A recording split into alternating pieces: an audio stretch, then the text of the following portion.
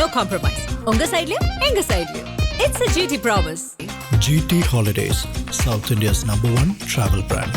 50க்கும் மேற்பட்ட உலக நாடுகளில் 100 கோடிக்கும் அதிகமான ஆகாயம் தமிழ் பார்வையாளர்களுக்கு பேரன்பும் திருநன்றியும்.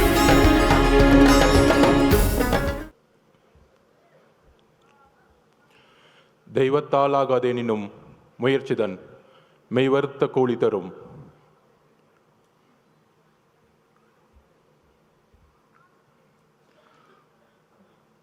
கழக பொருளாளர் திரு வெங்கட்ராமன் அவர்களே, இணை பொதுச் செயலாளர் திரு சிடிஆர் நிர்மல்குமார் அவர்களே, கொள்கை பரப்பு பொதுச் செயலாளர் திரு அருண்ராஜ் அவர்களே, அண்ணன் பொதுச் செயலாளர் திரு ஆனந்த் அவர்களே, துணை பொதுச் செயலாளர், இந்த அவையை நடத்தி கொண்டிருக்கின்ற திரு ராஜ்மோகன் அவர்களே,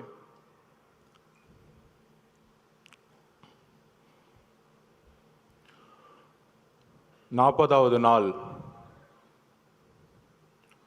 முதல் 16 நாள் அவதூறுகள், பொய் பிரச்சாரங்கள், துரோகங்கள்,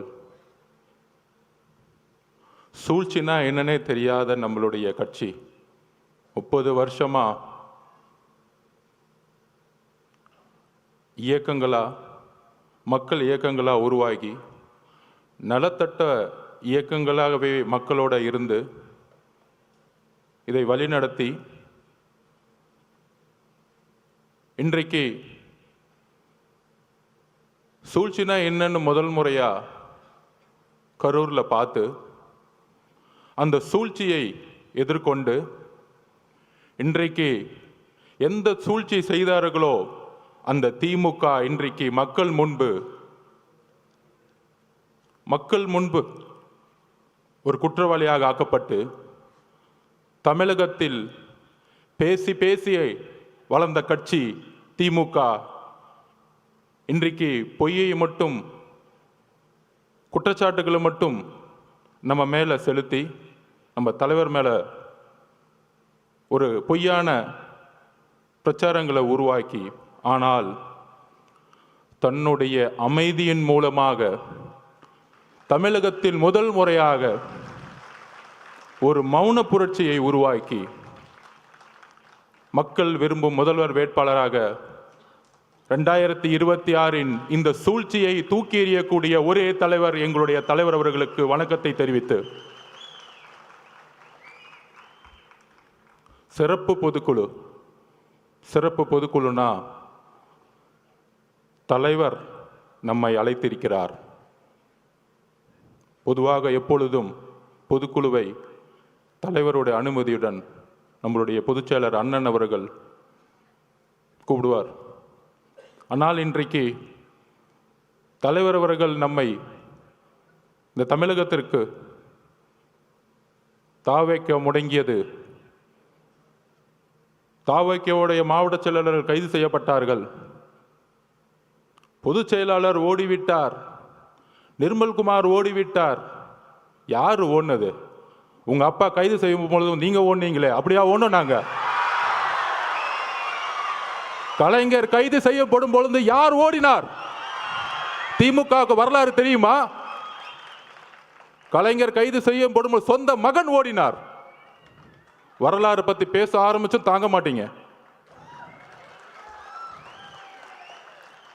டிவி கேட்க வரலாறு தெரியாமல்ல, எங்களுக்கு மக்கள் இயக்கமாகவும் இருக்கும் தெரியும், உங்களை சூழ்ச்சிகளை சுப்ரீம் கோர்ட்ல போய் தூக்கி எறியவும் தெரியும்.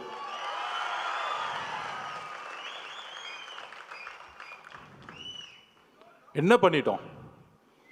மக்கள் இயக்கமா இருந்து ஒரு அரசியல் கட்சியை உருவாக்கி மக்களிடம் போய் ஒரு பிரச்சாரம் பண்றார்.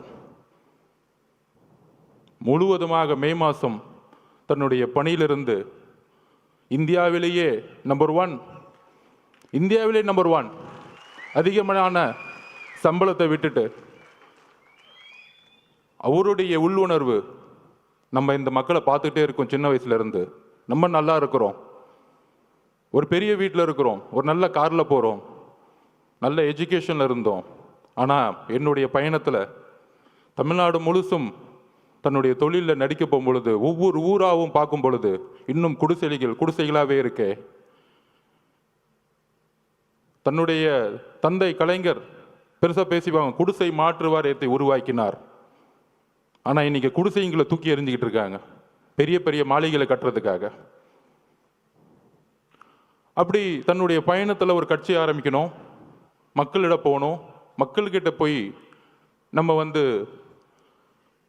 நான் அரசியலுக்கு உங்களுக்கு நல்ல விஷயங்களை வந்தால் என்னென்ன செய்வேன், பிரச்சாரத்தில் என்னென்ன தவறு நடந்துட்டுருக்கு, நிர்வாகம் என்ன தவறு நடந்துட்டுருக்கு, தமிழக வெற்றி கழகம் நம்ம தோழர்களும் நானும் ஆட்சிக்கு வந்தால் என்ன நிர்வாக மாற்றங்களை உருவாக்க முடியும்னு மக்கள்கிட்ட சென்றுட்டு இருக்கார். மதுரை மாநாட்டில் சொன்னாரே, நீங்கள்லாம் போய் ஒவ்வொரு வீடாக மக்களோட சப்போர்ட் கேட்குறீங்க, நான் ஆல்ரெடி வீட்டுக்குள்ளே போயிட்டு தான் மக்கள்கிட்ட வரேன். இது உண்மை, நான் பார்த்தேன் கண்படியா. நான் பாவ மன்னிப்பு கேட்டுக்கிறேன் இந்த திமுகவுக்கு 10 வருஷம் வேலை பண்ணதுக்காக. இந்த தமிழக மக்கள் முன்னாடி பாவ மன்னிப்பு கேட்டுக்கிறேன். ஏன்னா எதிர்கட்சியாக இருக்கும் பொழுது ரொம்ப நல்ல கட்சி, ரொம்ப நல்லவர்களாக தெரிஞ்சாங்க. ஏன் நம்ம தலைவரை எலெக்ஷன் அன்னைக்கு கருப்பு சிவப்பு சைக்கிளோட உங்களுக்கு ஆதரவு கொடுக்குறேன்னு சொன்னாரு. உங்களுக்கெல்லாம் நன்றி உணர்வு இல்லை? என்ன நன்றி இருக்கு? அரசியலில் ஒருத்தர் அழிக்கிறதுக்கு இவ்வளோ பெரிய குற்றச்சாட்டுகளாக சொல்ல முடியும்? மதுரை மாநாடு முடிஞ்சவன தலைவர் சொன்னார், மக்களை சந்திக்க வரேன் அப்படின்னு. மக்களை சந்திக்க வரேன் மதுரை மாநாடு முடிஞ்சு சொல்லும்போது எல்லா கட்சி தலைவர்கள் மாதிரி நம்மளும் ஒரு வண்டியை எடுத்துட்டு ஃபர்ஸ்ட் திருச்சி போகணும். யாருக்குமே தெரியாது நமக்கு இப்படி ஒரு கூட்டம் வருமா. திருச்சி ஏர்போர்ட்லேருந்து அந்த 7 கிலோமீட்டர் கடக்கிறதுக்குள்ள 6 மணி நேரம் முடங்கியது திருச்சி. எந்த தலைவருக்கு இது நடந்திருக்கு? எம்ஜிஆர்னு சொல்றாங்க, அப்ப நாங்க பிறக்கல. ஒவ்வொரு சீனியர் லீடர்ஸும் சொல்றாங்க எம்ஜிஆர் இருக்கும்போது தான் இப்படி இருந்துச்சு, எம்ஜிஆர் இப்படி தான் இருக்கும்போது இருந்துச்சுன்னு. அடுத்து திருச்சி முடிஞ்சு அரியலூர் போனோம். அரியலூர் போறதுக்கே நைட் ஈவினிங் 4 மணி ஆயிடுச்சு. 4 மணிலேருந்து பெரம்பலூர்ல இருந்த மக்கள் 7 மணி நேரமா வெயிட் பண்ணிட்டு இருந்தாங்க, 70,000 பேர். அதுல முக்கியமா பெண்களும் குழந்தைகளும். அப்ப எஸ்பி சொன்னார், சார் 1 மணி ஆயிடுச்சு சார், இப்ப ஏதாச்சும் அசம்பாவிதம் ஆயிடும் போதுன்னு. துடிக்கிறார் தலைவர், நமக்காக 7 மணி நேரம் வெயிட் பண்றாங்களே, நம்ம போய் மூஞ்ச காமிச்சிட்டு வந்துடுவோமே. ஆனா காவல்துறை அனுமதி இல்லை. வண்டியை லெஃப்ட்ல திரும்பிட்டு ஒரு கலங்கிய கண்ணோட பெரம்பலூர்ல இருந்து கிளம்பினார். அவர் தான் எங்க தலைவர். உண்மையை சொல்லணும், அரசியல் பேச்சு இல்லை, உணர்ச்சியான உண்மையை சொல்லணும். அதை முடிஞ்சு அடுத்தது திருவாரூர் போனோம். திருச்சியிலேருந்து கிளம்பி நாகப்பட்டினம் போனோம். நாகப்பட்டினத்தில் அப்பயே சொன்னார், நாங்கள் என்ன கேட்குறோம், ஒரு நல்ல இடம், மக்கள் வரும்போது அவர்களுக்கு ஒரு பாதுகாப்பு. என்ன மிரட்டணும்னு நினைச்சீங்கன்னா அதுக்கு எப்படி பதில் கொடுக்குன்னு தெரியும். ஆனால் மக்களோட பாதுகாப்புக்கு நீங்க தான் பொறுப்பு. நாகப்பட்டினத்தில் பேசினார். அந்த பேச்சு இன்னைக்கும் நீங்க எடுத்து பார்க்கலாம். அதை முடிஞ்சு திருவாரூர் வந்தார். 3 கிலோமீட்டருக்கு 3 மணி நேரம் ஆச்சு. உங்களுடைய தந்தை பிறந்த ஊர். பெரிய பெரிய கட்சி தலைவர்களே திருவாரூருக்குள்ள போக மாட்டாங்க. ஆனா இந்த 50 வருஷ வரலாற்றை உடைச்சாரு திருவாரூர்ல. என்ன பெரிய கட்சி கட்டமைப்பு. நீங்க பெரிய பெரிய அமைச்சர்கள் சொல்லக்கூடியவங்கன்னா என்ன, பெரிய பெரிய இன்ஜினியரிங் காலேஜை கட்டிக்கிட்டு, பெரிய பெரிய மெடிக்கல் காலேஜை கட்டிக்கிட்டு 1000 கோடி பணம் வச்சிருந்த பெரிய கட்டமைப்பா? மக்கள் அந்த கட்டமைப்பை தூக்கி எறிஞ்சிட்டாங்க. நீங்க உங்க முதலமைச்சர் வரதா இருந்தா நைட்டே போயிட்டு மகளிர் சுய உதவிக்குள்ள 10,000 பேர் காசு கொடுத்து கூட்டிட்டு வருவீங்க. உங்க துணை முதலமைச்சர் வந்தாருன்னா, கோயம்புத்தூர்ல வந்தாருன்னா, போக்குவரத்து துறையில பஸ்ஸை கூட்டிட்டு வந்து மக்களை கூட்டிட்டு வந்துட்டு இருக்கீங்க. நாங்க மக்களை அப்படி கூட்டிட்டு வந்தோமா? எங்க தலைவரை பார்க்க வரல.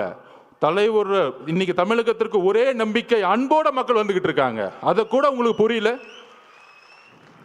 ஏடிஜிபி சொல்றாரு, டேவிட்சன் சார், இல்ல அவங்க 10,000 பேர் தான் சொன்னாங்க. இப்ப மதி சார்கிட்ட கேட்டு பாருங்க, நிர்வாகிகள் 10,000 பேர் தான் சொல்ல முடியும் ஒரு கட்சி. மக்கள் எவ்வளவு பேர் வராங்கன்னு தெரியாது.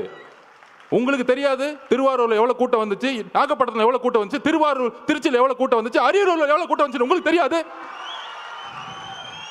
தெரியலன்னா உள்துறை அமைச்சர் ரிசைன் பண்ணிட்டு போங்க. அப்புறம் ஏன் முதலமைச்சரா இருக்கீங்க?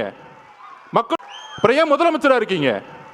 மக்களோட பாதுகாப்புக்கு உங்களுக்கு கொடுக்கறதுக்கு தைரியம் இல்லைன்னா ஏன் ரிசைன் பண்ணிட்டு போயிடுங்க. இப்பயே நாங்க 41 உறவுகளை இழந்திருக்கோம். எங்களுக்கு தெரியும் அந்த வழி. எங்களோட குடும்பம் ஒட்டுமொத்த மாவட்ட செயலாளர் மதி மேல தவறுன்னு சொன்னா அப்புறம் எதுக்கு முதலமைச்சர்னு ஒருத்தர் இருக்கீங்க? ஒரு இன்டெலிஜென்ஸ் எதிர்க்கு இருக்கு. ஆதவர்ஜன சாப்பிட்டாரா தூங்குறாரா பாக்குறதுக்கா, இல்ல தலைவர் வீட்டு விட்டு வெளியே வந்தாரா பாக்குறதுக்கா இன்டெலிஜென்ஸ் இருக்கு. ஒட்டுமொத்த காவல்துறையும் செயல் இழந்திருக்கு இன்னைக்கு. அதுல ஒருத்தர் நமக்கு அட்வைஸ் சொல்றாங்க, கரூர் மோசமான ஏரியான்னு உங்களுக்கு தெரியாதா? அந்த செந்தில் பாலாஜி ஒரு ரவுடி பையன் உங்களுக்கு தெரியாதா? 6 மாசம் இருங்கடா. யாரு ரவுடி, யாரு அதிகாரப்படும் தெரியும்டா உங்களுக்கு? யாருக்கிட்ட 30 நாள் அண்ணன் அமைதியா இருக்கான்னு பார்த்துட்டு இருக்கீங்களா? அந்த எண்ணத்துக்கு நான் ஒரு பதில் சொல்றேன். நேத்து கோவை மாவட்டத்தில் நம்மளோட சகோதரி மிகப்பெரிய பாலியல் பலாத்காரத்துக்கு உட்படும் பொழுது தவறு நடந்துச்சுன்னு எல்லாம் போராட்டம் பண்றாங்க. கோயம்புத்தூர்ல போராட்டம் பண்றாங்க. அதுக்கு உடனே திமுக ஆதரவாளர்கள் அந்த பொண்ணு ஏன் 11 மணிக்கு அங்க போச்சு? அறிவில்லையாடா திமுக காரங்களுக்குலாம்? அறிவில்லை? நீங்க எல்லாம் பெண் குழந்தைங்க பெற்றிருக்கீங்களா இல்லையா? உங்களுக்கு அறிவு இருக்கா இல்லையா? பெண்ணும் ஆணும் எங்க வேணாலும் போகணுங்கிற சுதந்திரம் இருக்கக்கூடிய தமிழ்நாடு தலைவர் வந்த பிறகு மாத்து வர்றா. அந்த மாதிரி தான் திமுக வாடகை வாய்கள் நமக்கு அட்வைஸ் பண்றாங்க. ஏன் கரூர் போனாங்க? திருட்டு பசங்களை பத்தி பேசாம நம்ம அட்வைஸ் பண்ணிட்டு இருக்காங்க. என்ன அரசியல் இது?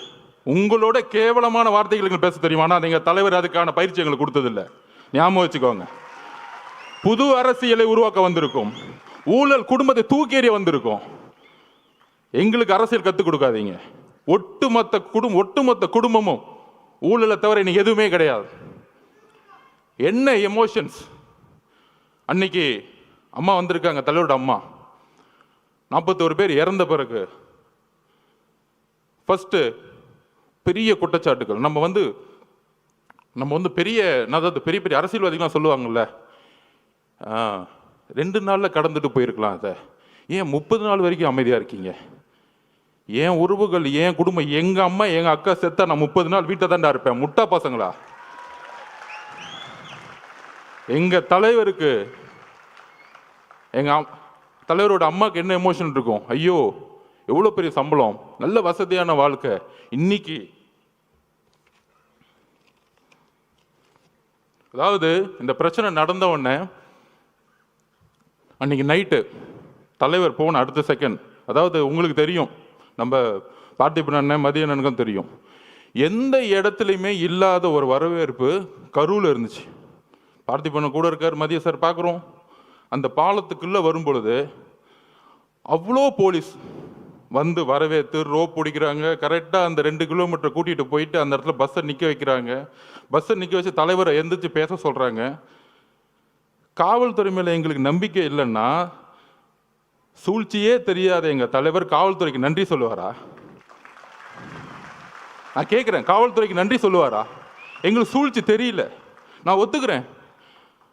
சூழ்ச்சியாக இருக்கிறது தான் அனுபவ அரசியலா? உண்மையில அந்த அனுபவ அரசியல் எங்களுக்கு வேண்டாம். நாங்கள் உண்மையாகவே இருந்துட்டு போகிறோம் மக்கள்கிட்ட. என் தலைவர் அப்படிதான், இங்கே இருக்க ஒவ்வொருத்தரும் அப்படிதான். நல்லது செஞ்சு மட்டும்தான் இந்த கட்சிக்கு வந்திருக்கோம். ரவுடித்தனம் பண்ணி 1000 கோடி ரூபா காசு அடிச்சு வெளியில் ஒன்று பேசுறது, டிவியில் ஒன்று பேசுறது, உடனே முதலமைச்சர் அந்த அடுத்த நாள் 2 நாள் கழிச்சு, அதாவது அன்னைக்கு நைட்டு நடந்துச்சுன்னு தெரியும், நானும் பொதுச்செயலாளர் நிர்மல்குமார் எல்லாரும் போயிட்டு கரூருக்கு வெளியே நிற்கிறோம். தலைவர் போன அடுத்த செகண்ட் உங்களுக்கு தெரிஞ்சிருக்கும், மதியானம் தெரிஞ்சிருக்கும், மிகப்பெரிய லத்திச்சாச்சு அடிக்கிறாங்க. போற இடம் திவிகாவுடைய துண்டு போட்ட இடம் அடின்னு அடிச்சாங்க. இது தெரியுமா ஊடகங்களுக்கு? இல்லை, ஊடகங்கள் தெரிஞ்ச வாய் தெரிஞ்சு பேச மாட்டாங்க. என்ன அடின்னா மரண அடி. ஒருத்தரும் திவிகாவுடைய துண்டோ சட்டையோ இல்லை, ஒரு நீங்கள் இளைஞராக இருந்தீங்கன்னா அந்த கருவிலே நிற்க முடியாது. நாங்கள் வெளியே வந்துட்டு பாடலில் நிற்கிறோம். மேலே நிர்வாகத்தில் இருந்து கூப்பிட்டா இல்லை வராதிங்க, இல்லை நம்ம ஒரு 500 பேரோட போனால் திருப்பி ஒரு கலவரன்னு ஒரு சுச்சுவேஷன் உருவாக்குவாங்க. அப்போ நம்மளுடைய டாக்டர் பிரபுலாம் போய் ஹாஸ்பிட்டலில் உள்ளே இருக்கிறாங்க. அங்கேருந்து நாங்கள் ஃபோன் பண்ணி கேட்டுட்ருக்கோம், என்ன ஆச்சு, இத்தனை பேர் இறந்துட்டாங்களா? அங்கேருந்து தகவல் வருது, பெரிய பெரிய ஜட்ஜஸ் இன்னைக்கு போட்டிருக்காங்க, கரூரில் மெடிக்கல் ஹாஸ்பிட்டலில் சரியான உபகரணங்களே கிடையாதுன்னு ரிப்போர்ட் வருது. ஏன் பக்கத்தில் பிரைவேட் ஹாஸ்பிட்டல்லாம் சேர்க்கலை? அப்போ தாவேக்க கட்சிக்காரங்க ஹாஸ்பிட்டல் பக்கமே வரக்கூடாது, அங்கேயே வெளியேறுங்க. இவங்கெல்லாம் ஓட்டாங்க, தலைவர் ஓட்டார். யாரா ஓடுனது? வந்தா நீங்க என்ன பண்ணுவீங்க எங்களுக்கு தெரியாது. 75 வருஷம் கழிச்சு உங்களுக்கு சூழ்ச்சி என்னன்னு தெரியாது. எம்ஜிஆரையும் ஜெயலலிதாவையும் சூழ்ச்சி பண்ணி என்ன பண்ணீங்கன்னு எங்களுக்கு தெரியாது. இதே மாதிரி தான் 97 கோர்ட் ஆர்டர் வாங்கி ஜெயலலிதா அரெஸ்ட் பண்ணிட்டாங்க. அப்போ என்ன தெரியுமா வந்து ஆர்குமெண்ட்டு, பேச்சுவார்த்தை அரசியல் விட்டே போயிடுமா. இவங்களுக்கு எப்படின்னா இந்த ஒரு குடும்பம் மட்டும்தான் அடுத்த 100 வருஷத்துக்கு வேற யார் ஏற்று வந்தாலும் தூக்கி எறிஞ்சிருது. இன்னைக்கு பெரிய பார்த்தீங்க இந்த 30 நாள் தெரியும், பெரிய சினிமா ஸ்டார்ஸ் உலக நாயகங்களுக்கெல்லாம் போய் ரெட் ஜெயினில் சைன் போட்டு சினிமாவுக்கு போயிட்டாங்க. எங்கள் தலைவர் நினச்சிருந்தா இதே ரெட் ஜெயினில் 500 கூட சம்பளம் வாங்கிட்டு என்னமோ பண்ணுங்கன்னு சொல்லிட்டு போயிருப்பார். ஏன்னா தூக்கி எறிக்கு தானே வந்திருக்காரு உங்களை, அந்த கோவம் தானே உங்களுக்கு. யாருமே எத்து கேட்கக்கூடாது. நான் சொன்னோம்ல, பிறப்பார்வத்தில் முதலமைச்சர் கூடாது. என்ன பிரச்சனைனா அதான் நெப்போ கிட்ஸ். இந்த நேபாளத்தில் புரட்சி வந்து யாரெல்லாம் வந்து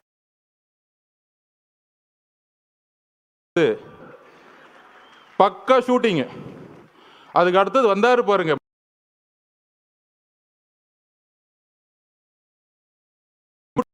மக்கள் எங்க உண்மை தெரிஞ்சிச்சுன்னா இந்த 2 பேரை பார்த்தே உண்மையை கண்டுபிடிச்சிட்டாங்க. அன்னைக்கு எங்க தலைவர் மேல நைட் ஃபுல்லா விமர்சனம், அவர் ஓட்டாரு அப்படின்னு. அந்த 2 பேர் கேமரா வேணுங்கன்னே கொண்டு வந்து வர வச்சு, அங்கே நில்லுங்க, கேமரா நில்லுங்க, நாங்கள் 2 பேர் நிற்கிறோம். ஒருத்தர் அப்படியே கையை பிடிச்சி நெளிகிறான். சாரி தப்பா பேசாதீங்க, ஒருமையில் பேசிட்டு நெளிகிறாரு. அடுத்தது நம்ம மகேஷ் பொய்யாமொழி. அதாவதுங்க நமக்கு வந்து ஒரு வீட்டில், இப்போ எங்கள் அம்மாவை நான் சின்ன வயசில் இழந்துட்டேன். நம்ம உறவுகள் அம்மாவும் அக்காவும் குட்டி குழந்தைங்க இருக்கும்போது வாய் வார்த்தையே வராது.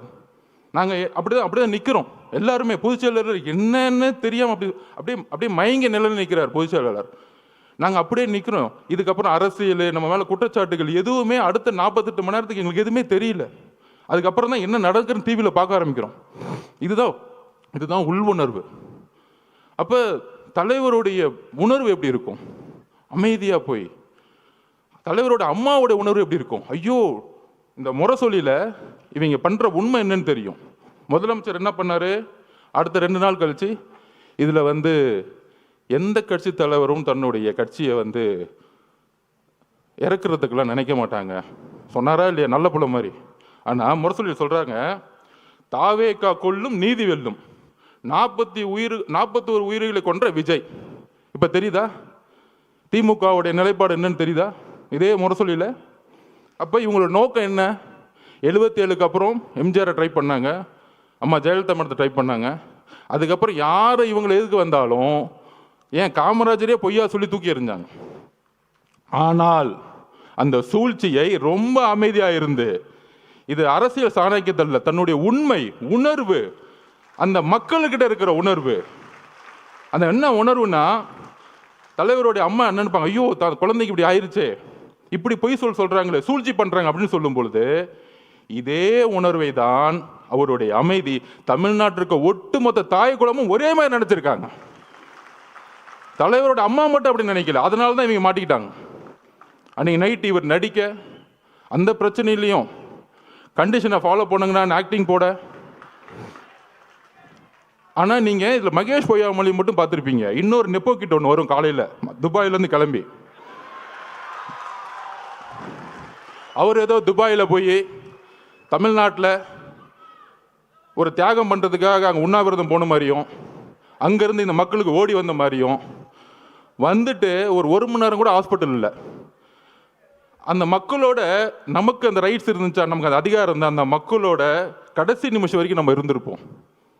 அந்த உயிரை எடுத்து கொண்டு போய் சமாதானம் பண்ணுற வரைக்கும், சமாதி கொடுக்குற வரைக்கும் இருந்திருப்போம். அப்படி ஒரு மணி நேரம் வந்துட்டு கடைசியில் ஒரு பேட்டி, ஏங்க இந்த தப்புலாம் பண்ண அவரை போய் ஏங்க கொஸ்டின் கேட்கல, தாவேக்க தலைவரை பார்த்து கொஸ்டின் கேளுங்க. இப்போ புரியுதா? பாவம் முதலமைச்சருக்கு உடம்பு சரியில்லை, அவருக்கு என்ன நடக்குதுன்னே தெரியாது. ஒரு பேப்பர் கொடுத்தா படிப்பார்.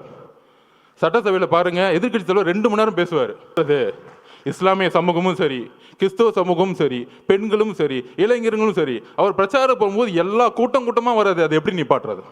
இவ்வளோதான் இவங்களோட நெரேட்டிவ், இவ்வளோதான் இவங்க சிந்தனை. அப்போ என்ன பண்ணணும்? அவர்கிட்ட என்ன பலம் இருக்குது? பெரிய பொருளாதார பலம் இருக்கா? இல்லை. சரி, இவர் மிரட்ட முடியுமா? உன் குடும்பத்தை அதை பண்ணிடுவேன் இதை பண்ணிடுவேன், மிரட்ட முடியாது. பெரிய நடிகர்கள்லாம் இன்றைக்கி மிரட்டி ரெட் ஜெயினில் சைன் போர்டு வச்சுட்டாங்க. உங்களுக்கு யாருன்னு தெரியும், அவங்க பேரை சொல்ல வேணாம். அவங்க இப்போ நமக்கு எதிராக பேசிக்கிட்டு இருக்காங்க. 5 வருஷத்துக்கு முன்னாடி மாற்றம் அப்படின்னு சொன்னவங்களாம் இப்போ இந்த பக்கம் போய், ஐயா நீ தான் ஏன் எனக்கு சைனை போடு, நான் ஒரு படத்தை நடிக்கிறேன்னு படத்துக்கு போயிட்டாங்க. அன்னைக்கு எப்படி நைட்டு நடித்தாங்களோ வாழ்க்கை முழுசும் நடித்து நம்பர் 1 ஆனவருக்கு நடிக்கவே தெரியாதவங்க வந்து நடிச்சாங்கன்னா இவருக்கு தெரியாதா தலைவருக்கு? அப்படி அன்னைக்கு நைட்டு மாட்டி முதலமைச்சர் அப்படி வந்து அடுத்த நாள் அறிக்கை, முதலமைச்சர் மட்டும் இல்லை, ஹோம் செக்ரட்டரி கோர்ட்டில் கேஸ் ஃபைல் பண்ணுறாங்க. கோர்ட்டில் கேஸ் ஃபைல் பண்ணி எக்ஸ்பார்ட்டி ஆர்டர், தாவேக்கே கிடையாது, யாருமே கிடையாது, திமுகவே கேஸ் போடுமா, திமுகவுடைய அரசு வக்கீலே ஆர்குமெண்ட் பண்ணுவாராம். அதுக்கப்புறம் நான் எதுவும் சொல்ல முடியாது, ஒரு ஜட்ஜ்மெண்ட் வருது. அன்னைக்கு தலைவர் கூப்பிட்டார் இமீடியட்டா, தோழர்களே இவங்களுடைய சதி சூழ்ச்சி, கரூருடைய சூழ்ச்சிகள் நம்ம ஒட்டுமொத்த கட்சியும் அழிக்கிறதுக்கான வேலையை செய்ய ஆரம்பிச்சிட்டாங்க. அதில் துரைமுருகன் பேசுகிறார், யார் கட்சியோட பொதுச் செயலாளர், ஒரு நம்பர் கமிஷன் விசாரிக்கும், விசாரிச்சுட்டு உண்மை இருந்தால் விஜய் மேலே, தலைவர் விஜய் மேலே வந்து நடவடிக்கை எடுப்போம், நாங்கள் அதுக்கெல்லாம் பயப்பட மாட்டோம். இவங்க சூழ்ச்சி எங்கே வந்துச்சுன்னு பார்த்தீங்களா? இவங்களே கமிஷன் போடுவாங்களாம், இவங்களே காவல்துறையை போட்டு விசாரிப்பாங்களாம், திருடனும் அவனே, உள்ள வச்சுக்கிறனும் அவனே, அவனே நியாயம் வருவானாம். இதுதான் இவங்க பஞ்சாயத்து. அதிகாரம், அதிகாரம் மமதை. அப்போ தான் சொன்னார், ஒரே ஒரு மீட்டிங், சுப்ரீம் கோர்ட் போங்க, நம்ம நியாயமா, நம்ம நியாயம் ஜெயிக்கும்னு சொன்னார். ஃபர்ஸ்ட் நம்பிக்கை கொடுத்தது அவர் தான். இந்த சும்மா சொல்றாங்க பாருங்க, இவர் ஆலோசனை கொடுக்குறாரு, அவ்வளோ ஆலோசனை கிடைக்கிறாரு, எல்லாத்தையும் பார்த்து தான் வந்திருக்காரு. அவருக்கு எந்த ஆலோசனையும் தேவையில்லை. அவர் சொன்னா செய்யறதுக்கு இங்க இருக்கவங்க எல்லாரும் இருக்கிறோம், 1.5 கோடி பேர் இருக்கும் சொல்ற செய்யறதுக்கு. எங்களுக்கு அவரை பத்தி உங்களுக்கு தெரியாது, அதிகமா பேச மாட்டார். தலைவர் விஜய் அவர்கள் தான் செயல். நீ பேசி பேசி அழிஞ்சுக்கிட்டு இருக்க, அவர் செயல்ல வந்து ஜெயிச்சுட்டு போயிட்டே இருப்பார்.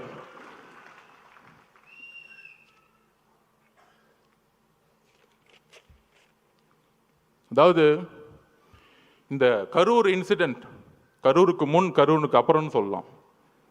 இந்த 41 குடும்பத்தையும் தலைவர் இங்க வந்து பார்த்தாரு. ஏன் பார்த்தாரு? உடனே அனுதாபம்லாம் நம்ம அங்கே தானே போகணும், இவர் ஏன் அங்கே போகல, கரூருக்கு ஏன் போகல? அதுக்கு நான் பதில் சொல்கிறேன். கரூர் காவல்துறை இருக்கு பாருங்க, ஒரு வினோதமான காவல்துறை. நம்ம பார்த்திபனுக்கும் மதியனுக்கும் தெரியும். 8 நாளுக்கு முன்னாடியே 9 நாளுக்கு முன்னாடியே மனுவை கொடுக்குறாங்க. அது நம்ம தவறு தான் ஒத்துக்கலாம், ஏன்னா நம்ம காவல்துறையை நம்பணும்ல, அதுதான் நம்மளுடைய மிகப்பெரிய தவறு. எங்களுக்கு அந்த அரசியல் தெரியல, ஒத்துக்கிறோம், சாரி, மக்களுக்கு நாங்கள் மன்னிப்பு கேட்டுக்கிறோம். அந்த ஒரு தவிர நாங்கள் எதுவும் செய்யலை. எங்கள் மதியனோ பார்த்திபனோ பொதுச்செயலாளரோ காவல்துறை போய் நம்பினாங்க. அப்போ காவல்துறை ஒரு இடத்துல நம்ம வந்து கேட்குறோம், ஒரு 6 இடம் கேட்குறோம். அப்புறம் காவல்துறை இருக்க டிஎஸ்பி, ஒரு சிறப்பு வாய்ந்த நேர்மையான டிஎஸ்பி, நம்ம விஜயகாந்த் சாரோட ஒப்பிடலாம், சினிமாவில் வர மாதிரி. அவர் தான் டிஎஸ்பி செல்வராஜ் அவர்கள். அப்படி அச்சுன்னு தும்முனா கூட கட்சி எடுத்துட்டு போவார். யாரு? நம்ம செந்தில் பாலாஜிக்கு கட்சி எடுத்துட்டு போறவர் தான் அவர். அந்த இடத்துல அப்படி ஒரு ஆளை போட்டு வச்சிருக்காங்க. இருக்கு, வந்துட்டாரு உங்க அப்பா சிபிஐ வந்திருக்காங்க, டெல்லியிலேருந்து வந்திருக்காங்க. சொல்றீங்களா 600 பேரை போட்டோம், அதில் ஏடிஜிபி சொல்றாரு 500 பேரை போட்டோம், இன்னொரு அமைச்சர் சொல்றாரு இல்லை நாங்கள் 700 பேர் போட்டோம். அதோ எல்லாம் ஸ்டேட்மெண்ட் கொடுத்தோம். முதலமைச்சர் முதற்கொண்டு என்கொயரி பண்ணணும் இந்த விஷயத்தில், தவறா தகவல் சொன்னதுக்கு. அப்போ அண்ணன் மனு கொடுக்குறாரு. அந்த டிஎஸ்பி பார்த்திபன் கூட சண்டை போடுறாரு.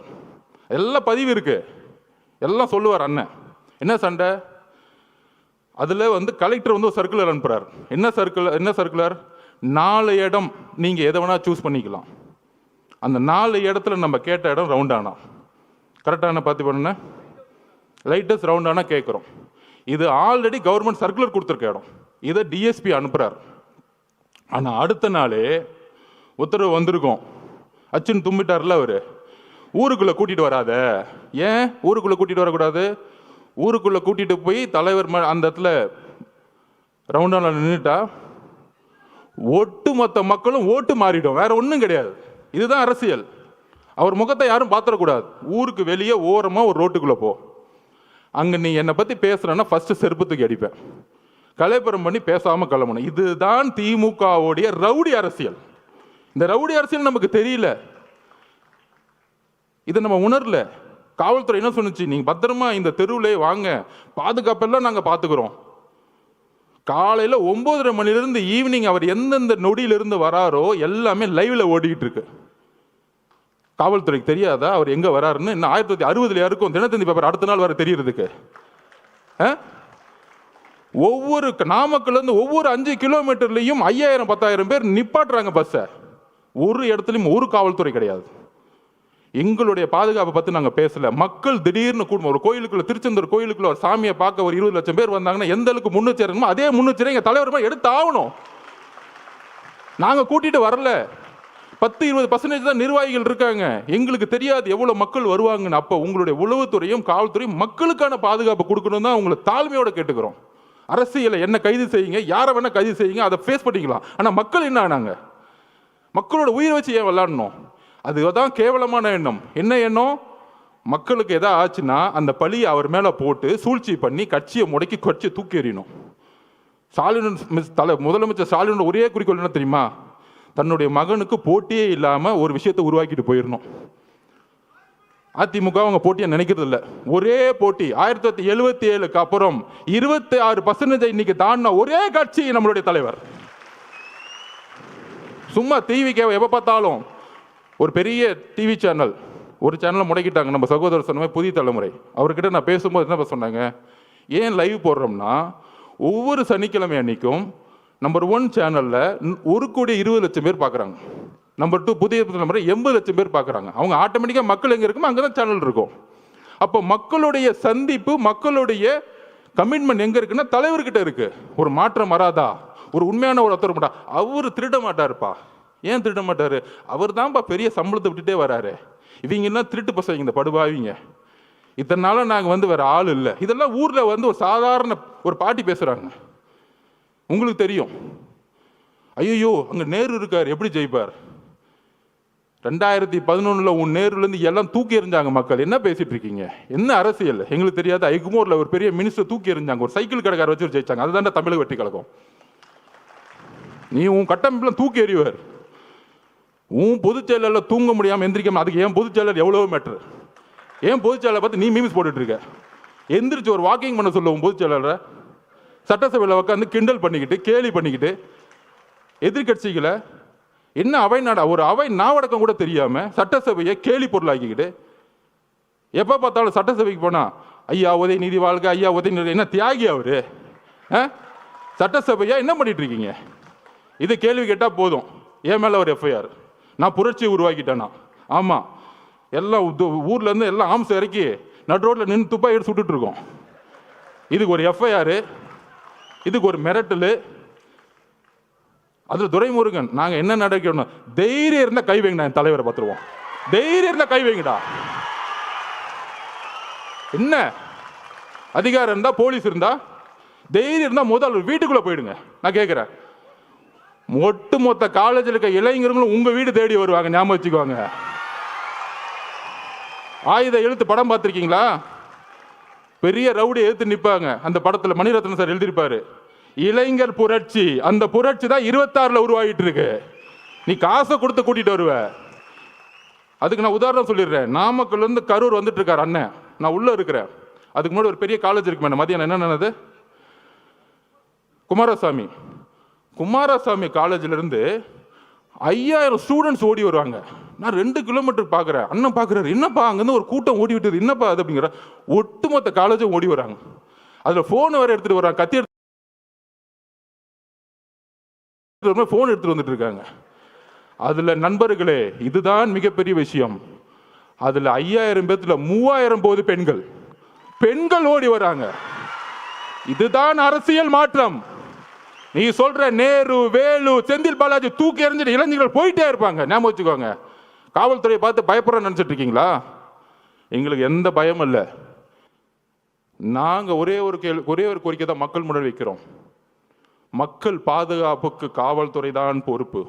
எங்கள் பாதுகாப்பு. என் மேல எஃப்ஐஆர் போடுங்க, எங்க பொதுச்செயலாளர் அரெஸ்ட் பண்ணி உள்ள வைங்க, நாங்க எதிர்கொள்ளுக்குவோம். சுப்ரீம் கோர்ட்டு கூட போய்க்குவோம். எங்களுடைய ஒரே ஒரு தொண்டை மேல கை வைங்க, சுப்ரீம் கோர்ட்ல இருந்து ஆர்டர் வரும். நாங்க இப்ப சொல்றோம், எங்களுக்கு நீதித்துறை மீது, நீங்க நீதித்துறை வச்சு அரசியல் பண்ணினா எங்களுக்கு நீதித்துறையில என்ன, எங்களுக்கு சீனியர்ஸ் இருக்காங்க. எங்க கட்சி உட்கார்ந்து சாதாரண கட்சி நினைச்சுக்காதீங்க, எங்களுக்கும் தெரியும் அரசியல். ஆனால் மக்கள் பாதுகாப்பு, அந்த பாதுகாப்புக்கு நீங்கள் தான் முதல். இப்போ கூட எஸ்ஓபி போட்டோம், நம்ம நிர்மல்குமார் அவர்கள், நம்ம சட்டத்துறை போட்டோம் ஹைகோர்ட்ல. ஹைகோர்ட்டில் நம்ம கேஸ் ஃபைல் பண்ணியிருக்கோம். எப்படி எல்லா கட்சிகளுக்கும் சமமாக ஒரு ரூல்ஸ் அண்ட் ரெகுலேஷன் உருவாக்குங்க. நமக்கு மட்டும் ஒரு நாளுக்கு முன்னாடி தருவாங்க. ஆனால் திமுக மட்டும் தன்னுடைய புள்ள ரோட் ஷோ போகலாம், அவர் ரோட் ஷோ போகலாம். அது எனக்கு புரியல. எல்லாம் ரோட் ஷோன்னா சாதாரணமாக நினச்சிக்கிறாங்க. ரோட் ஷோன்னா மக்கள் இருக்கணும். வெறும் ரோட்டில் போகிற ரோட் ஷோ கிடையாது. உதயநிதியில் ரோட் ஷோ போயிட்டு இருக்காரு. அது நம்ம பசங்க மீம்ஸ் எடுத்து போட்டுட்டு இருக்காங்க. வெறும் ரோட்டில் அப்படி கை கும்பிட்டு லெஃப்ட்லேயும் ஆளை காணும், ரைட்லேயும் ஆளை காணும்.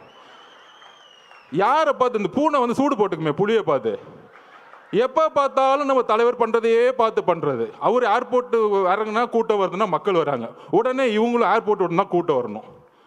நம்ம உதயநிதி போகிறாருன்னா ரோட்டில் போகிறாருன்னா ரோட் சைடு லெஃப்ட் ரைட்டு பார்க்குறாரு, எவனுமே மதிக்கல. இப்போ கூட நேற்று கூட பாருங்கள், வெள்ளூரில் வாக்கிங் போயிட்டு இருக்காரு. யாராவது ஓடி வந்து பார்க்காங்க, எங்கள் தலைவர் வெள்ளூரில் வாக்கிங் போட்டோம், அன்னைக்கு வெள்ளூரை முடங்கி போயிடும்.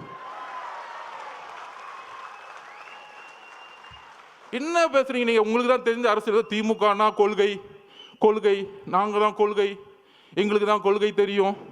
நான் ஒத்துக்கிறேன். 1967 அண்ணா உருவாக்கும் போது நாங்களும் அண்ணா வழியில் இருக்கவங்க தான். அண்ணாவோட கொள்கையை நாங்கள் வந்து கடைப்பிடிக்கிறோம், தலைவர் கடைப்பிடிக்கிறாரு. அண்ணாவோட கொள்கை என்ன? பெரிய திராவிடன் 4 மணி நேரம் பேசுவான். எல்லோரும் சமமாக நினைக்கிறது தான் அண்ணாவோட கொள்கை. எங்கள் தலைவர்கிட்ட பேசி பாருங்க 1 hour. இங்கே இருக்கிற பிஎல்ஏ நம்பர் 1 தான், பொதுச் செயலாளர் 1 தான். அங்கே ஒரே ஒரு டிஸ்கிரிமினேஷன் வந்து தூக்கி போட்டு போயிட்டே இருப்பார். எல்லாரும் சமமாக இருங்க. அப்போ அண்ணாவோட குறிக்கோள் என்ன? சாதியை பார்த்து அவர் அரசியல் பண்ணல, மதத்தை பார்த்து அரசியல் பண்ணல, பணத்தை பார்த்து அரசியல் பண்ணல, ஊழலுக்காக அவர் வரல. இதுக்கு மேலே என்னப்பா கொள்கை வேணும் எங்கள் தலைவருக்கு? சொல்லுங்க. நீ 10 மணி நேரம் மேடை போட்டு பேசுகிற வாழ்க்கையில் கடைப்பிடிச்சிட்டு போயிட்டே இருக்கிறார். நீ மேடை போட்டு எதுவும் கடைப்பிடிக்க மாட்டேன்னு எல்லாருக்கும் தெரியும். அதுக்கப்புறம் கலைஞர் வந்தார். நான் ஒத்துக்கிறேன், கலைஞர் மேலே பெரிய விமர்சனம் 2 விஷயம் இருக்குது. குடும்ப ஆட்சியும் ஊழலும், அதில் பெரிய விமர்சனம். இன்னொன்று சமூக நீதியை கொஞ்சம் உருவாக்குனாரு, அதில் எங்களுக்கு எந்த விதமான இல்லை. ஏன்னா தலைவருக்கு கலைஞரே பிடிக்கும், அதை கூட நாங்கள் ஒத்துக்கிறோம். இப்போ இருக்கிற ஸ்டாலின் திமுக இருக்கு, அவர் விமர்சனம் பண்ணி பிரோஜனம். அவருக்கு உடம்பு சரியில்லை, அவர் நடந்துக்கிட்டு இருக்காரு, ஆனால் சுற்றியில் என்ன நடக்குன்னு தெரியாது. கரூரில் பேட்டி கேட்குறாங்க, வந்தார், எழுப்பி விட்டாங்க. ஐயோ உங்கள் பையனுக்காக போங்க, அப்போ தான் பழியெல்லாம் தூக்கி விஜய் சார் மேலே போட முடியும், நீங்கள் தயவு செஞ்சு எந்திரிச்சு போங்கன்னு சொன்னோன்னா அவரும் வந்துட்டார். 5 வருஷமாக எந்த சாவுக்கும் போலையாம். ஃபோனில் அஜித்குமார் கூப்பிட்டு அம்மா மன்னிச்சுக்கோமான்னு சொல்லுவாராம். ஆனால் தாவே மேலே குற்றம் சொன்னவொன்னே கிளம்புனாரு பாருங்க சார்ட்டர் ஃப்ளைட் பிடிச்சி. அந்த சார்ட்டர் ஃப்ளைட்டை எப்போ புக் பண்ணாங்க, எப்படி வந்துச்சு, எப்படி நைட்டோட டேட்டா கிளம்புனாருன்னா அடுத்து சிபிஐ என்கொயரி வச்சுக்கலாம். அதை அப்புறம் வச்சுக்குவோம். அதுக்கு தான் உச்சநீதிமன்ற நீதிபதி போட்டிருக்காங்களே, அவர் வரட்டும், பெரியவர் வரட்டும், அங்கே நம்ம முறையிடுவோம். அங்கே அப்போ அவருடைய குறிக்கோள் இன்னைக்கு வந்து ஸ்டாலின் திமுகன்னு என்ன தெரியுங்களா? ஒன்றுமே இல்லை. அவர் உடம்பு சரியில்லை, அமைதியாகிட்டார். சட்டசபையில் ஒரு பேப்பர் கொடுப்பாங்க, ஒரு மீடியா மீட்டிங்னு வச்சுக்குவாங்க, அவர் வந்து பேசுவார். இன்னொன்று கூட நம்ம பசங்க ட்ரோல் பண்ணாங்க, நம்ம பசங்க இருக்காங்களே ஜென்சி பசங்க, அடுத்த கேள்வி இவரே சொல்லுவார் மீடியாவில், அந்த கேள்வி தான் நான் பதில் சொல்கிறேன் அப்படின்னு. இதுதான் ஸ்டாலின் திமுக. ஆனால் அதை இயக்கக்கூடியவங்க 2 பேர், மருமக மகன். எனக்கு அங்கே தெரியும் என்ன சிஸ்டம்னு எனக்கு தெரியும். நான் அடிக்க முடியும், உன் டிஎன்ஏ எனக்கு தெரியும், என்ன தப்பு பண்ணுவீங்கன்னு எனக்கு தெரியும். எம்ஜிஆருக்கு அப்புறம் அந்த கட்சியை தெரிஞ்ச ஒரு ஆள் நான் தான். உங்கள் டிஎன்ஏ, உங்கள் துரோகம் எல்லாம் எங்களுக்கு தெரியும்.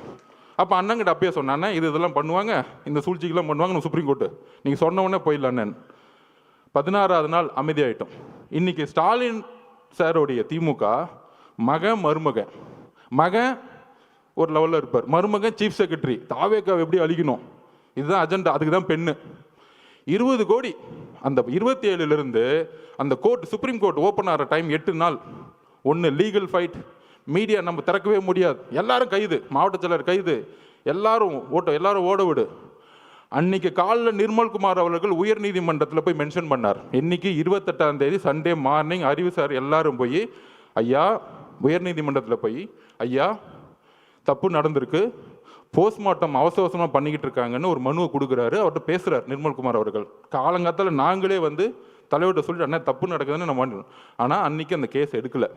உயர்நீதிமன்றம் வெக்கேஷன் கோர்ட்டில் ஆயிடுச்சு. எல்லா தகவலையும் சொன்னோம். அந்த ஒரு வாரம் நீதித்துறைக்கும் போக முடியல, மீடியாக்கிட்டையும் போக முடியல. ஏன் மீடியாட்ட போக கூட அவங்க மட்டும்தான் பேசுறது கேட்கணுமா? அதில் ஒருத்தர் மீச வச்சிருக்கலாம் பேசிட்டு இருப்பார், சட்டையை பிடிச்சி ஒன்று அடிக்கணும், வெளியே வந்து தொடரா பார்ப்போம். மீடியானா ஒட்டுமொத்த 2 கோடி மக்களோட உணர்வு நாங்கள் இருக்கிறோம். தைரியம் தான் தொடுங்க பார்ப்போம். வேண்டாம், எங்களுக்கு அந்த அரசியல் தெரியாது. ரவுடி அரசியல், கேவலமாக பேசக்கூடிய அந்த மாதிரி ஒருமையில் பேசக்கூடிய எங்களுக்கு தேவையில்லை. ஆனால் மக்களுடைய இறப்புக்கு இன்னும் எங்களுக்கு வழி இருக்கு, அந்த உணர்வு எங்களுக்கு இருக்கு.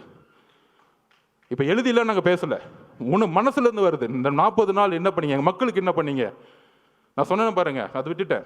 நம்ம செல்வராஜ் அப்படி அவங்கள போட்டு 25ஆம் தேதி இல்லை நீங்கள் இந்த இடத்துக்கு தான் போகணும், இல்லைன்னா கேன்சல், அவர்கிட்ட மிரட்டுறாரு பார்த்திபன்ட்ட. அதெல்லாம் இருக்கு, இந்த இடத்துக்கு மட்டும்தான் நீங்கள் வரணும், இல்லைன்னா இந்த இடமே கேன்சல். அப்போ திருப்பியும் ஒரு 2-3 நேரம் கழிச்சு ரொம்ப பக்குவமாக பாசமாக, பிரதர் நீங்கள் தயவு செஞ்சு ஒத்துக்குவாங்க, நாங்கள் பாதுகாப்பு கொடுக்குறோம் அப்படின்னு இறக்கப்பட்டு பேசினோடனே செல்வராஜோட பொய் வாக்குறுதிகளை நம்பி அதை சைன் போட்டுட்டாங்க. அதில் என்ன பொய்? 25ஆம் தேதி தான் அவங்க மனு கொடுத்தாங்க, நாங்கள் 26 ஒத்துக்கிட்டோம், 27 நடந்துருச்சு. 10 நாளாக கத்திரிட்டு இருக்காங்க மாவட்ட நிர்வாகம், எங்களுக்கு அந்த வேணாம், அந்த இடம் வேணாம், இடம் வேணாம். இப்போ தெரிஞ்ச அந்த சூழ்ச்சி.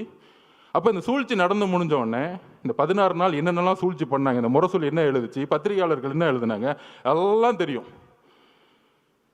அப்போ திருப்பியும் மக்களை பார்க்க போகணும். எப்படி திருப்பியும் கரூர் இருக்கிற, அதாவது எந்த இறப்பாக இருந்தாலும் முதல் சஸ்பெண்ட் பண்ணுவாங்க. டிஎஸ்பியும் எஸ்பியும் முதல் ஒரு பேசிக்காக சஸ்பெண்ட் பண்ணுவாங்க, ஒரு துறை ரீதியான என்கொயரி பண்ணுவாங்க. ஏன் பண்ணலை? இதுதான் ஒரு கூட்டு சதி. 120 யாரு? First hospital owner Senthil Balaji, அப்புறம் உதயநிதி ரசிகர் மன்ற தலைவராக இருந்தவர் திரு மகேஷ், நடிக்கவே தெரியாததுக்கு ரசிகர் மன்றம், அதை விட்டுருங்க அந்த இடம். 3வது காலங்காத்தால் துபாயிலேருந்து வந்தவர். ஆக்சுவல் 120 இவங்க தான், கூட்டு சதியே இவங்க தான். ஏன் திண்டுக்கல்லேருந்து பெரியசாமி என்ன வரல? அவங்கெல்லாம் கலைஞர்கிட்டேருந்து அரசியல் கற்றுக்கிட்டாங்க. மக்களை சாவடிக்கூடிய அரசியல் திமுக இருக்க சீனியர் செய்யவே மாட்டாங்க. இந்த மாதிரி மாறி மாறி மாறி மாறி வந்துட்டு கொன்னாலும் பரவாயில்ல நினைக்கக்கூடிய ஒரு செந்தில் பாலாஜி ஆளுங்க தான் இது எக்ஸிக்யூஷன்ஸ். இது நான் தனிப்பட்ட விமர்சனம் பண்ணுறேன். அதுக்கான விஷயத்தை நம்ம சொல்லுவோம். நம்ம போய் என்கொயரி ஆஃபீஸர்கிட்ட ஒரு திருநான்னு வச்சுக்குவாங்க, எனக்கு உங்க மேலே சந்தேகம் இருக்குன்னு சொல்லிட்டாலே அவங்க பார்த்துக்குவாங்க. வரிசையாக இருக்குது இதில்.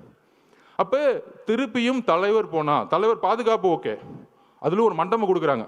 நம்ம பார்த்திபனுக்கு தெரியும் என்ன மண்டபம் கொடுக்குறாங்க அப்படின்னா, கரூர்லேருந்து வெளியே தள்ளி போய் காம்பவுண்டே இல்லாமல் வெறும் ஷெட்டு வச்சுக்கிட்டு ஒரு மண்டபம். மித்த மண்டபம் எல்லாருமே ப்ரைவேட் மண்டபம்லாம் சொல்லி வச்ச மாதிரி, உங்களுக்கு தான் காவல்துறையே மண்டபம் கொடுக்குறாங்களாமே, எங்ககிட்ட நாங்கள் எப்படிங்க கொடுக்க முடியும்? ஆல்ரெடி எல்லாம் சொல்லிட்டாங்க கிளியரன்ஸ். இந்த உண்மையை தெரிஞ்சுக்கணும். ஏன் இந்த விமர்சனத்துக்கு பதில் சொல்லணும்னா, தலைவர் விமர்சனத்துக்கு பதில் சொல்லி பழக்கம் இல்லை. ஆனால் அங்கே ஏன் போல அப்படிங்கிற விஷயத்த அந்த மக்களுக்கு சொல்லணும், பாதிக்கப்பட்ட எங்கள் குடும்பத்துக்கு நாங்கள் சொல்லணும். அதுக்கான வாய்ப்பு இது வரைக்கும் நாங்கள் கிடைக்கல. தலைவர் வாயை திறந்து அவங்ககிட்ட சொல்லலை. அங்கே தான் அந்த அவருடைய உண்மை இருக்குது.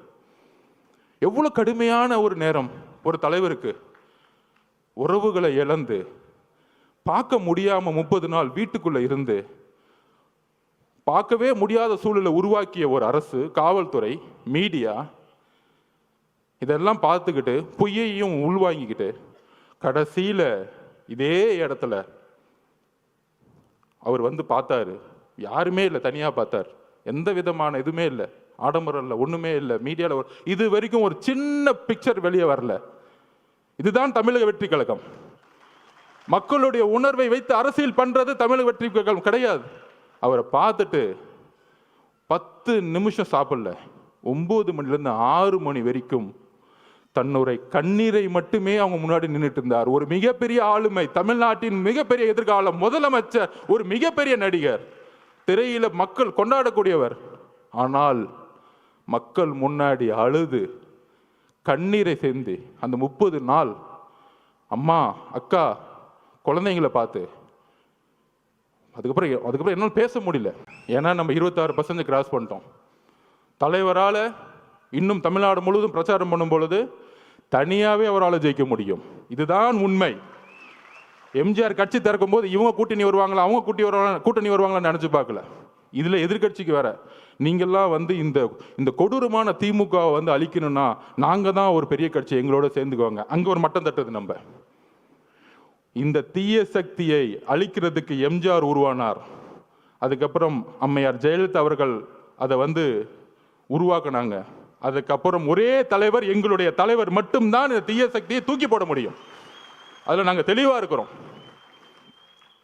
நண்பர்களே, ரீசண்டாக நம்ம இந்தியாவுடைய பெண்கள் அணி வெற்றி பெற்றதை பார்த்துருப்பீங்க.